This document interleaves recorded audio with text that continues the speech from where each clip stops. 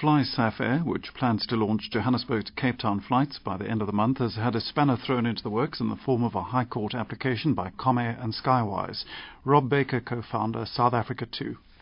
Let's just take a step back and look at the last few history. With nationwide Interlink, Velvet Sky and One Time having stopped operations over the last few years, this has basically left only Comair and the government as airlines operating on the major scheduled flight routes in South Africa. Although there are quite a few brands like Mango, SAA, SA Express, for instance, those three are all owned by the government. Now, this has led to an increase in airfares and the margins which airlines are making.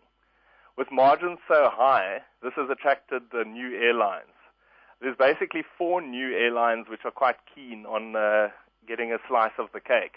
The 4 airlines are FlySafair, which is an extension of Safair, Skywise Airline, which comprises mainly the founders of One Time, Fosjet, which is a London-listed company and currently has operations in Tanzania and is due to start flying from Johannesburg to Dar es Salaam later this month, and then Pak Africa Aviation, which is a company with Pakistan and Dubai-based funders who have put in an offer of 15 million for One Time Holdings, the remnants of One Time Airline.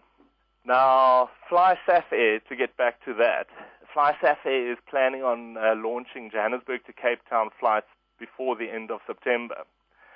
And in August, Comair and Skywise, they said that FlySafair didn't meet the requirements for 75% local South African shareholding.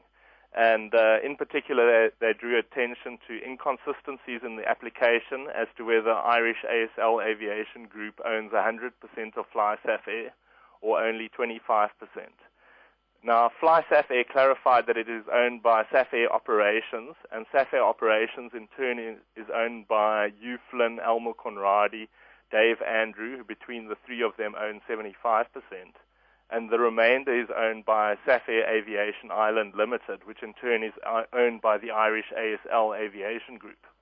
Comair and Skywise then also questioned whether Hugh Flynn is South African for the purpose of deciding on SA ownership.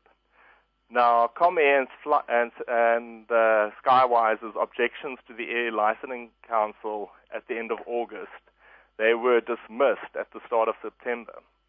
So having failed with the Air Licensing Council, Comair and Skywise then launched an application to the High Court last week, with the Air Licensing Council as the first respondent and FlySafair as the second respondent. I haven't got all the details, but I understand that this is due to appear in court on the 1st of October. Rob Baker, co-founder, South Africa.2.